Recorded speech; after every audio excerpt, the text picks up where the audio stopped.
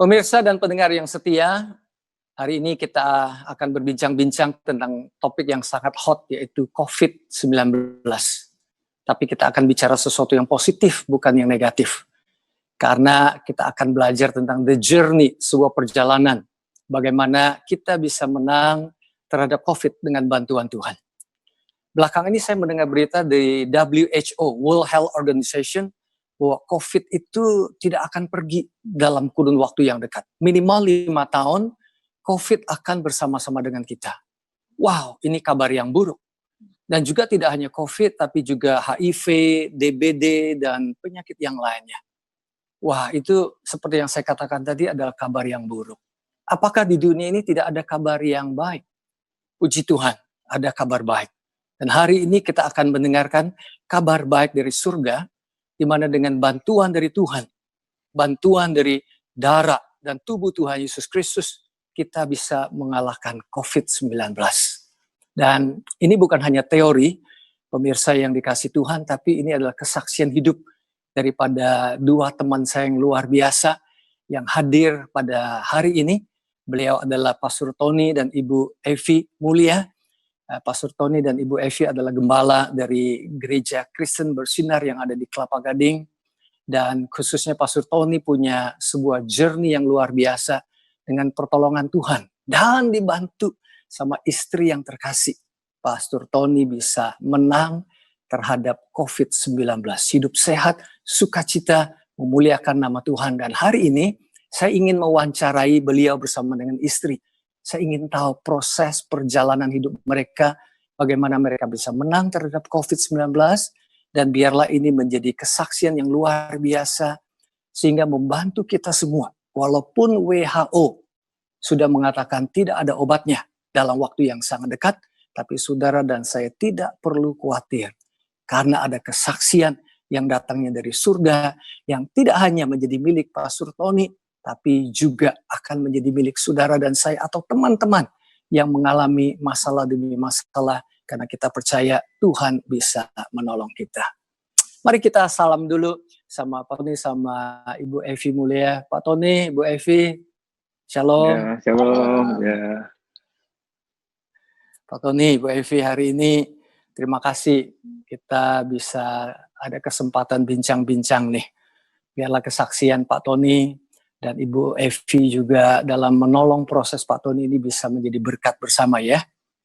Nah Pak Tony, apa sih yang terjadi dengan Bapak? Bisa tolong cerita. Ya, bulan Maret yang lalu, tiba-tiba badan saya panas dan sampai 38,4. Lalu saya coba minum obat paracetamol, turun, besoknya naik lagi, dan turun naik seperti itu, dan beberapa hari saya rasakan. Bukan cuma panas, tapi rasanya lemes banget, pengen tidur, dan cenderung badannya kayak letih, semuanya pegel-pegel. Bahkan saya pergi dengan istri, saya bilang sama istri pengen pulang. Dan rasanya kalau tidur di bawah, kayaknya di aspal tuh enak gitu. Ada perasaan seperti itu. Lalu dibawa ke dokter, dan setelah dibawa ke dokter, ternyata diidentifikasi menurut dokter mungkin gejala tifus. Tapi berlanjut terus, dan setelah kita tahu bahwa kemungkinan COVID, jadi akhirnya istri saya dan kita sepakat datang ke rumah sakit Gatot Subroto waktu itu. Lalu di scan, dan setelah di scan lalu juga di tes darah, ternyata saya positif COVID. Maksudnya masuk dalam kategori pasien harus di bawah pengawasan gitu. Nah ternyata istri saya enggak ada apa-apa gitu, semuanya oke. Tapi lihat dari paru-paru saya putih, dan itu yang memastikan bahwa saya terkena COVID-19, kira-kira itu awalnya seperti itu. Apa perasaan Pak Tony dan Ibu waktu mendengar berita tersebut?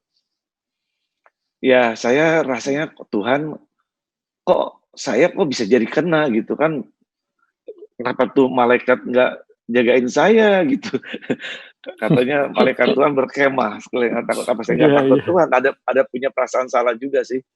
Cuma rasanya kenapa Tuhan izinkan ini terjadi, tapi ya saya hadapi aja, saya hadapi apapun yang menjadi kenyataan, saya hadapi dan akhirnya dokter begini, dokter ada kasih 2 opsi, memang opsinya adalah satu masuk rumah sakit, yang kedua adalah bagaimana kita bisa pakai isolasi mandiri.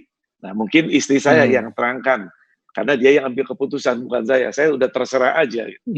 Nah, coba mungkin istri saya bisa ceritakan sedikit waktu dokter. Sebelum Ibu Evi terangkan, boleh nggak tahu dulu perasaannya bagaimana waktu tahu suami tercinta yang sudah melayani Tuhan luar biasa, punya dampak nasional dan internasional, kena COVID? Waktu pertama suami saya panas itu tanggal 15 Maret. Saya coba bawa ke dokter, tapi saya nggak mau ke rumah sakit besar karena saya tahu di situ banyak virus. Jadi saya bawa ke dokter keluarga pribadi lah. Di situ kelihatannya aneh panasnya, aneh banget. Nah, sampai berapa hari nggak sembuh, saya ambil inisiatif harus tes COVID. Karena ini panasnya beda dari yang biasa. Begitu dibawa ke RSPAD, dinyatakan COVID, aduh saya seperti kayak ditemplak banget, rasanya tulang tuh udah nggak tahu gimana, nggak kuat berdiri banget. Saya benar-benar di RSPAD itu udah nggak kuat untuk berdiri. Dan waktu dinyatakan itu di dalam ruangan dokter, kita nggak boleh berdua, masing-masing sendiri. Dan langsung dokter itu bilang gini, Ibu, hasil tes Bapak itu jelek, karena Bapak sudah positif COVID dan masuk kategori PDP, pasien dalam pengawasan. Dan hasil saya itu, karena kita memang tes berdua, hasil saya itu bagus.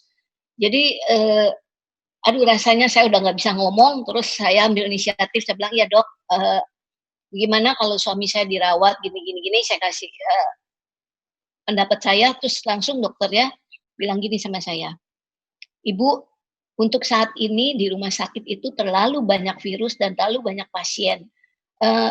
Saya percaya Ibu sanggup untuk bawa Bapak pulang merawat Bapak di rumah. Saya kaget, loh kok dokter ngomongnya begitu, sedangkan COVID itu sangat menakutkan sekali, karena kan buat saya itu satu pandangan yang dimana wakil dari suami saya itu udah meninggal satu. Kok saya disuruh bawa pulang, sedangkan ini parah gitu. Jadi saya masih ada penawaran lah sama dokter. Akhirnya dokter bilang, saya percaya Ibu sanggup. Ibu rawat Bapak dengan begini-begini, ya udah saya bilang oke, saya udah nggak ada penawaran lagi, ya udah saya bilang oke, saya bawa pulang. Tapi dengan catatan saya lihat nih dokter nggak sama sekali nggak buka resep, ya saya minta obat. Langsung dokternya jawab begini sama saya, Bu, selama ini obat untuk COVID itu belum ada. Ibu jangan percaya omongan orang di luaran kalau ada obat gini-gini untuk COVID. Karena kita pun di rumah sakit besar ini sama sekali belum menemukan obatnya. Jadi satu-satunya jalan, Ibu kasih Bapak vitamin, dia sebutin ini, dan Ibu kasih makan sehat dan gaya hidup sehat. Ya udah, nggak ada jalan, ya saya pulang. Sampai di jalan, saya nyetir, rasanya lemes Pak, badan saya. Terus saya ngomong sama suami saya, ini pertama saya nyetir mobil, ngebut sekencang ini karena mungkin saya lagi stres. Stres banget saya. Sampai di rumah, saya nggak bisa ngomong, langsung saya telepon anak-anak, saya kasih tahu, karena anak-anak udah tahu memang saya mau bawa papinya tes COVID. Saya ngomong sama anak-anak begini, ya anak-anak saya tahu lah pasti syok masing-masing gitu. Jadi ya udah kita tenang dulu, begitu tenang, saya ngomong juga sama tim doa dari kami berdua, mereka bantu dalam dukungan doa. Ya udah sorenya, salah satu dari pendoa kami itu anak rohani kami, dia bilang gini, Bu, nanti saya bantu untuk Bapak untuk dirawat di rumah sakit. Ya udah.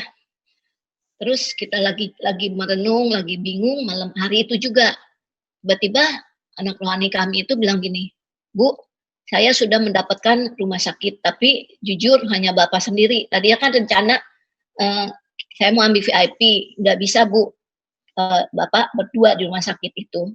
Nanti dirawat berdua dan besok pagi jam 8 kami jemput dengan ambulan. Tapi dengan catatan Ibu nggak boleh ikut di ambulan itu, Ibu harus di rumah. Ya udah saya belum iyain, belum enggakin. Saya bilang, Pak, saya mau nanya anak saya dulu ya, saya mau berebut sama anak-anak. Begitu saya ngomong sama anak-anak, langsung mereka bilang gini, semua terserah Mami, tapi coba Mami merenung, Mami pikirin. Kalau Papi dibawa ke rumah sakit, Mami tega nggak? Papi di situ sendiri, kita sama sekali nggak boleh datang. Dan Mami pun kita nggak izinin untuk jenguk Papi, karena di rumah sakit virusnya terlalu banyak.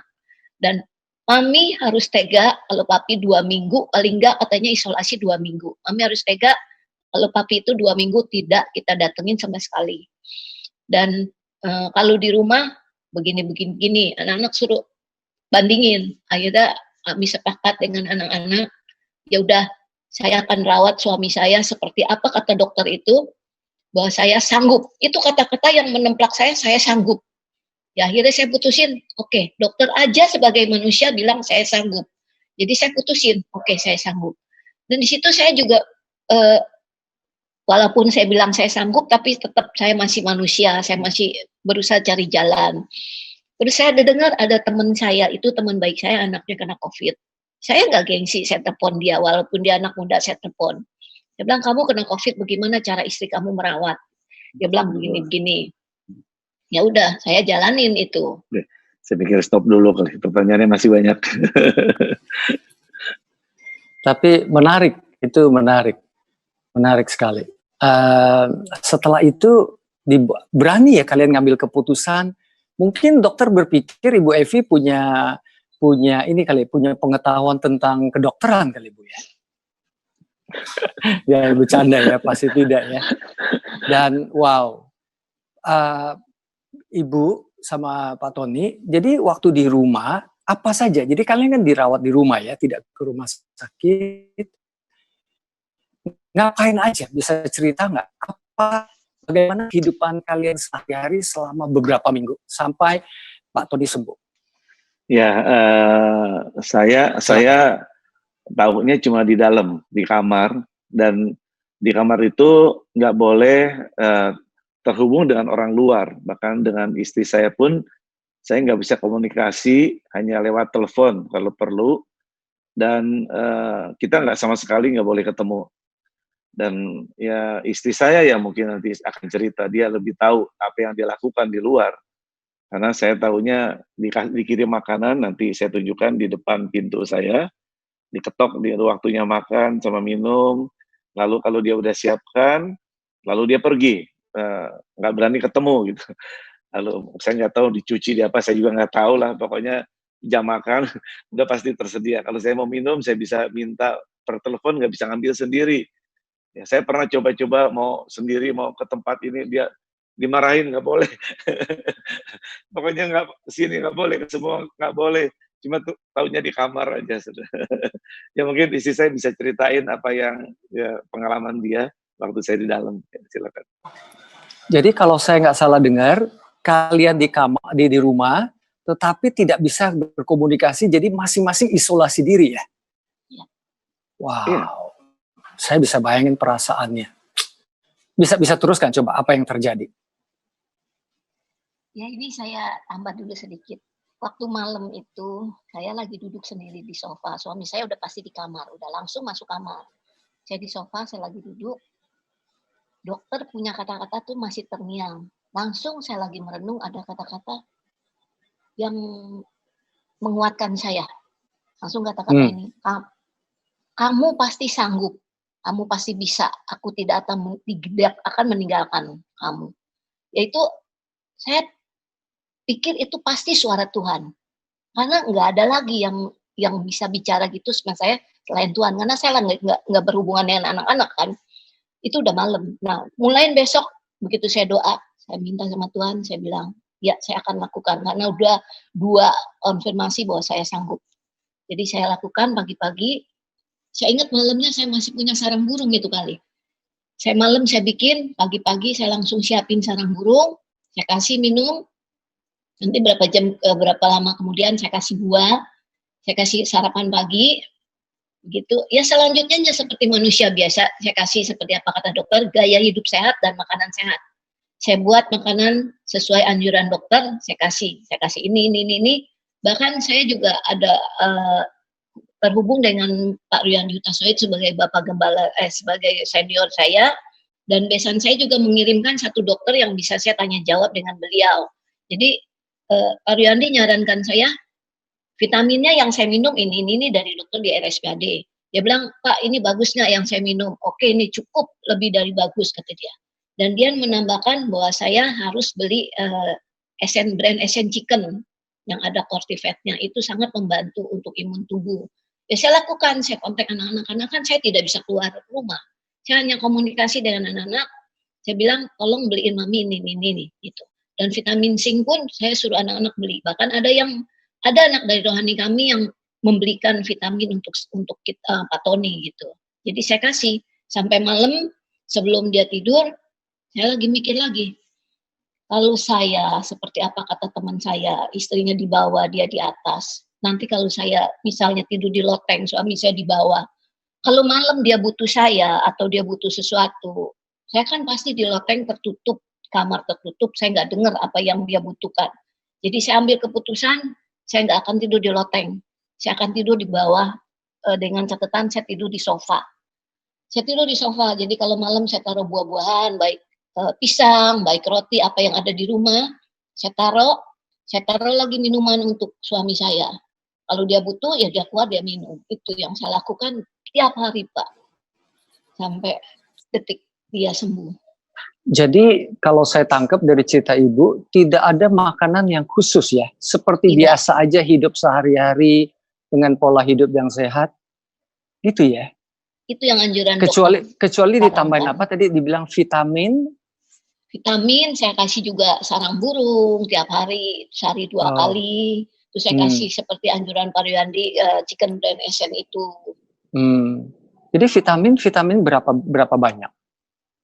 Vitaminnya ada 3 macam ya Pak, 4 macam masing. Maksudnya itu vitamin C? Vitamin C. Biasa aja, vitamin C. Dokter waktu itu di RSPAD bilang vitamin C, vitamin D, vitamin E. Itu 3, tapi kita tambahin zinc-nya itu 1 macam lagi. Vitamin C-nya itu kadarnya berapa banyak?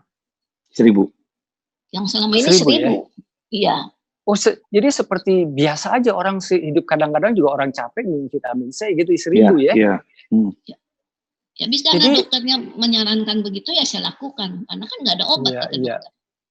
Wow. Selama berapa lama itu, Bu? Tiap hari. Itu ada ya hampir 2 minggu ya. Ya, 2 minggu pertama. Ya. Wow. Sampai hari ini masih, sampai hari ini masih. Vitamin sampai hari masih, Pak. Artinya melanjutkan sampai hari ini masih, artinya melanjutkan pola hidup yang normal, yang sehat, yang baik gitu lah ya. Tadi bilang zinc itu apa sebenarnya? Minta maaf kalau saya tidak terlalu mengerti istilah-istilah itu. Zinc itu mineral. Jadi ada vitamin yang plus zinc. Nanti saya tunjukkan bisa. Ada tambah zinc-nya. Nanti Pak Tony tunjukkan ya, karena saya orang awam. Jadi pengen melihat. Nah, apa yang Pak Tony pelajari? Bagaimana Pak Tony merasa pimpinan Tuhan atau bantuan Tuhan dalam mengatasi COVID ini? Ya terus terang lah, waktu pertama saya dengar COVID, ya saya juga manusia lah, ada rasa takut ya, ada rasa banyak pertanyaan-pertanyaan dalam diri saya. Saya merasa kenapa begini, kok Tuhan izinkan, dan belum lagi saya bilang wakil saya meninggal hanya 5 hari dan tanpa ada tanda apapun, tidur meninggal. Jadi saya juga, punya perasaan bisa seperti itu gitu. Jadi di kamar saya merenung, saya ya kalau nggak keberatan saya mau lihat, mau saya juga nyanyi gitu ya, naik pujian. Nah, tolong Dimas siapkan ya, dan di pujian ini Pak Kong bisa lihat wajah saya seperti apa waktu keadaan itu ada pada diri saya ya. Inilah nyanyi sih gampang teori, tapi kenyataannya dia seperti ini. Dimas bisa siapkan ya. Kita mau dengar, ini cuma 1 menit lebih sedikit. Saya naikkan pujian dalam keadaan COVID. Bila kau izinkan sesuatu terjadi, percaya semua untuk kebaikanku. Bila nanti telah tiba waktumu, ku percaya kuasamu memulihkan hidupku. Waktu Tuhan pasti yang terbaik, walau kadang tak mudah dimengerti. Lewati cobaan, ku tetap percaya waktu Tuhan pasti yang terbaik. Waktu Tuhan pasti yang terbaik, walau kadang lewati cobaan, ku tetap percaya waktu Tuhan pasti yang terbaik. Setelah Pak Kong lihat video saya dan bagaimana perasaan saya waktu itu, saya merasa tertekan. Saya merasa ya ada perasaan takut. Saya pendeta, 20 tahun lebih saya menjadi pendeta, tapi rasa takut ada. Tapi satu kali saya ingat, saya pernah ikut satu seminar tentang COVID-19, lalu pembicaranya bicara sama saya begini, bicara berdua lah, Pak Tony, tahu nggak katanya, di satu kota katanya COVID bilang mau bunuh 1.000 orang. Ya. Lalu ternyata yang dibunuh 100.000. Lalu COVID ditanya, kenapa bilangnya mau bunuh 1.000, kenapa yang terbunuh 100.000 katanya. Kan bilangnya 1.000. COVID bilang gini, yang saya bunuh cuma 1.000 katanya. Yang 99.000 itu mereka mati ketakutan, bukan aku yang bunuh. Waktu itu Ibu Evi sempat dengerin nyanyian itu nggak? Lagunya Pak Tony nggak? Waduh, bukan sempet Pak. Kebetulan ini sedikit ya. Ruang tamu dengan kamar kami itu hanya disekat dengan gorden. Dan anak saya bilang, Mami untuk bisa lihat papi di dalam kamar, gordennya dibuka. Iya juga gitu ya. Jadi saya selama ini bisa lihat keadaan suami saya di kamar ngapain-ngapain tuh dari kaca besar itu.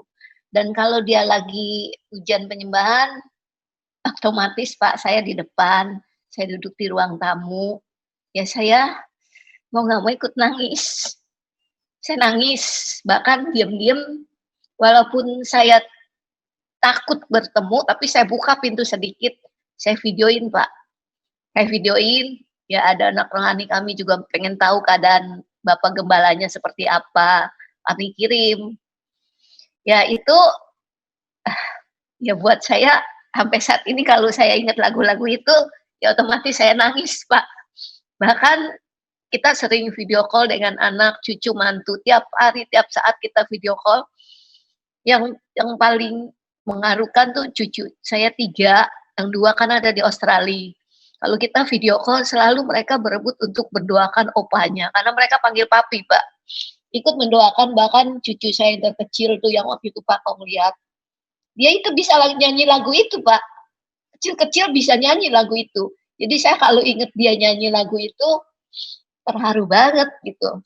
Kecil-kecil bisa nyanyi untuk opanya. Ini yang saya rasa membuat suami saya juga cepat sembuh karena dukungan dari anak, cucu, menantu yang selalu dekat gitu. Kecil-kecil juga bisa tahu dia, mereka tahu kalau mereka panggil papinya sakit gitu. Jadi doain, nyanyi lagu itu. Kalau suami saya pujian penyembahan ya otomatis aku ya di depan ikut gitu, walaupun di sofa ya ikut, tapi ya dengan air mata Pak. Bahkan yang mengharukan buat saya, kalau pagi, kalau malam, tiap bangun, tiap tidur, kadang-kadang siang kalau agak ada waktu, tapi itu lebih banyak pagi sama malam lah Pak. Kita kalau bangun atau mau tidur, selalu berdua, gandengan tangan berdoa. Tapi kali ini, aku merasakan kalau aku mau doa, ketok-ketok kaca, melalui handphone kita doa, yang saja kok ada jarak gitu doanya. Ya tapi itu harus saya lewatin selama isolasi. Terima kasih untuk sharing dari kedalaman hati Ibu Evi. Pak Tony, hari ini kan kita bicara the journey overcoming COVID. Ya. Tapi dengan embel belakangnya yang tidak kalah penting dan paling penting adalah bersama-sama dengan Tuhan. Ya. Pak Tony ngerasain bagaimana Tuhan menolong Pak Tony dan Ibu selama ini. Ya, dari apa yang saya sampaikan tadi, waktu pembicara di satu seminar bilang yang bunuh itu bukan COVID tapi ketakutan. Saya belajar nggak takut, karena firman Tuhan bilang di dalam kasih tidak ada ketakutan. Kasih yang sempurna melenyapkan ketakutan, sebab ketakutan mengandung hukuman, dan barang siapa takut, ya tidak sempurna dalam kasih. Saya mulai nggak takut. Saya bilang gini, walaupun saya harus mati, saya bilang harus meninggal, saya yakin saya masuk surga. Nggak apa-apa, saya bilang. Kalau memang Tuhan izinkan mau pulang, ya pulanglah. Tapi kalau memang Tuhan mau kasih saya sehat, ya saya pasti bisa sehat juga. Ya kan? Dan itu mulai gembira, nyanyinya nggak seperti yang tadi lagi. Ya tetap nyanyi, tetap nangis, dan sepanjang hari di kamar, saya masuk kamar isolasi itu akhirnya 40 hari total, Pak Tong. Jadi di kamar ini istri saya nggak berani masuk, tidak ada yang masuk, dan saya percaya hanya Tuhan Yesus yang masuk di kamar saya. Dan saya berdoa, berkomunikasi, saya baca firman tiap hari. Saya hanya bergaul dengan Tuhan. Tiap hari saya hanya bisa bicara dengan Dia. Dan di situ saya merasakan ada kekuatan, ada nggak batuk, nggak pilek, nggak sesek, nggak lemes lagi. Ya walaupun waktu itu saya ingat tanggal 8 April ya, saya pertama kali 23 Maret, tanggal 8 April saya dites ke dokter, ternyata masih positif. Dan masih positif, itu kan udah lewat 2 minggu, udah bukan positif, harus dirujuk lagi ke paru-parunya katanya. Aduh, saya bilang, Tuhan kok jadi begini, udah 2 minggu lebih nggak sembuh. Akhirnya di sini nih turning point-nya buat saya. Saya bilang tanggal 8, tanggal 10 itu Jumat Agung, tanggal 12 itu kebangkitan Tuhan Yesus. Saya bilang saya mau ambil puasa 3 hari, nggak makan, nggak minum, saya bilang 3 hari. Lalu saya bilang sama teman-teman di jaringan doa, ternyata ada 400 lebih orang yang mau ikut puasa sama saya. Dalam waktu 2 hari, 400. Wah, saya senang. Akhirnya saya bilang sama anak saya, istri saya, semua di grup, saya mau puasa. Wah, anak saya nggak terima. Anak saya yang besar, Papi, aku udah beliin vitamin yang mahal. Papi, nggak boleh, harus makan, harus minum yang baik, gini. Wah, yang satu komplain, yang kedua sama yang ketiga komplain juga. Yang kedua bilang, ADP, Papi nggak usah puasa, aku aja yang puasa, aku juga ada puasa buat Papi. Papi jangan puasa, Papi harus makan. Yang ketiga, dia nggak setuju, dan istri saya bilang, kalau harus setuju sama-sama. Kalau nggak setuju, ya jangan puasa. Saya bilang, gimana Tuhan nih? Rasanya pengen puasa, tapi nggak boleh sama keluarga.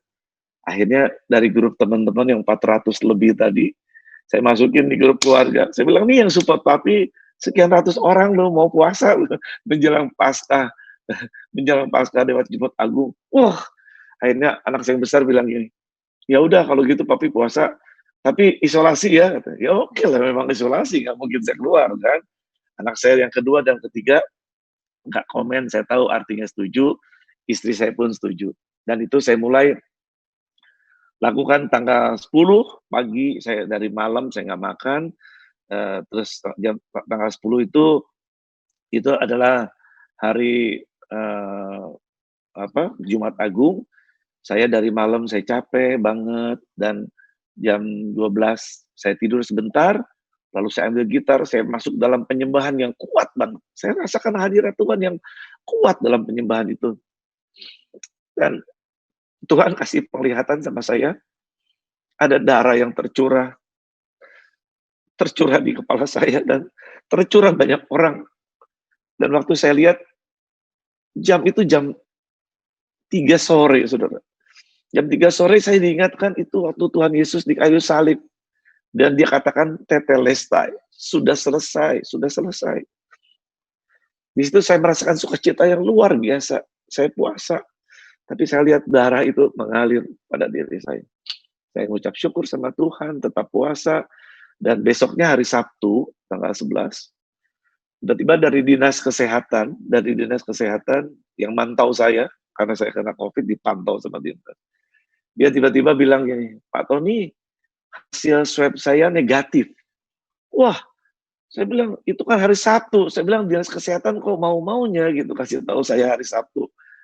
Saya bilang, puji Tuhan. Saya bilang, bukan karena kebetulan, tapi karena ya saya lakukan sesuatu buat Tuhan. Saya sangkal diri saya berpuasa, dan ada firman Tuhan bilang jenis ini tidak bisa diusir kecuali dengan doa dan puasa. Tapi menurut Dinkes, Bapak harus cek lagi nanti tanggal 15 gitu, tanggal 15 itu tanggal 11. Nah, untuk kepastiannya tes lagi di rapid. Dan akhirnya ya di rapid tanggal 15 ternyata negatif lagi, dan akhirnya tanggal 22 saya cek lagi di RSPAD negatif lagi, dan tanggal 22 RSPAD bikin surat keterangan saya boleh kembali dalam aktivitas yang normal. Saya sudah sembuh total. Wow, puji Tuhan. Tuhan luar biasa ya. Pak Tony, ada pesan-pesan terakhir kepada kita semua supaya bisa dikuatkan? Ya, saya pikir sih satu hal yang sangat penting, jangan takut bahwa Allah itu turut bekerja dalam segala sesuatu untuk mendatangkan kebaikan buat kita. Kalau kita mungkin diuji seperti ini, dan akhirnya kita tahu sekarang bahwa Dia ada. Ya, mungkin ada yang dipanggil Tuhan, itu juga nggak usah terlalu masalah. Kalau mereka dipanggil Tuhan juga kita tahu mereka pasti pulang ke surga. Ya kan, mereka bukan pulang kemana, tapi mereka pulang ke rumah Bapa di surga. Itu juga indah menurut saya. Nggak usah takut, yang penting nggak usah takut aja. Tuhan tidak pernah memberikan ketakutan. Karena di 2 Timotius 1 ayat 7 bilang, sebab Allah memberikan kepada kita bukan roh ketakutan, melainkan roh yang membangkitkan kekuatan, kasih, dan ketertiban. Maka di kitab Ayub dibilang, apa yang kutakutkan itulah yang menimpa aku, dan yang kucemaskan itulah yang mendatangi aku. Jangan takut, jangan cemas. Tenang aja, tapi jangan coba-coba. Kalau orang COVID disamperin, dipegang, jangan gitu. Yang penting kita jangan takut. Itu pesan saya. Puji Tuhan. Thank you, Pak Tony, Ibu Evi, untuk waktu yang sangat berharga, Ya. di mana kita bisa tolong dengan kesaksian luar biasa ini. Nanti di akhir di akhir dari footage ini kita show ruangan Pak Tony, tempatnya dan makanan dan minuman yang dipakai, yang dikonsumsi. Tapi kita akhiri dengan satu ayat yang sangat menguatkan saya juga. Tadi Pak Tony sudah sebut bahwa darah Tuhan Yesus yang luar biasa. Dan di Amsal 18 ayat 14 dikatakan, roh manusia dapat menahan tubuh manusia yang sakit. Dalam bahasa Indonesia dikatakan orang yang bersemangat dapat menanggung penderitaannya. Tadi Pak Tony cerita, jangan takut. Kita bersemangat saja, kita bersukacita. Kalau dalam bahasa Inggrisnya disebut human spirit, roh kita yang Tuhan Yesus Roh Kudus sudah tinggal bersama-sama dengan roh kita. Itu adalah roh yang penuh dengan sukacita. Dan roh itulah yang memampukan kita menanggung semua tantangan dan rintangan yang ada. Karena kesempurnaan daripada roh Tuhan tinggal di dalam roh kita. Well, ini kesaksian yang luar biasa, pemirsa dan pendengar yang setia. Kita akhiri perjumpaan kita hari ini. Dan sebelum nanti Pak Tony akan tunjukkan ruangannya dan makanan dan minuman yang dikonsumsi sehari-hari. Hari ini kami ingin mengingatkan saudara bahwa saudara dan saya adalah makhluk ciptaan Tuhan yang luar biasa. Kita biar terus stay healthy, stay safe. Tapi yang paling penting adalah stay joyful dan selalu ingat bahwa Kristus Yesus selalu menyertai kita. Stay conscious, selalu sadar akan Kristus Yesus dengan tubuhnya dan darahnya yang memberikan kekuatan, menyembuhkan setiap sakit penyakit kita. Dalam nama Tuhan Yesus. Amin. Kamera saya kasih lihat, ini adalah ini yang dibilang Segavit ini. Jadi tambah multivitamin, tetapi ada zincnya. dan zinc. Ya, ternyata saya baru dapat informasi dari teman saya, orang Yahudi, orang Israel.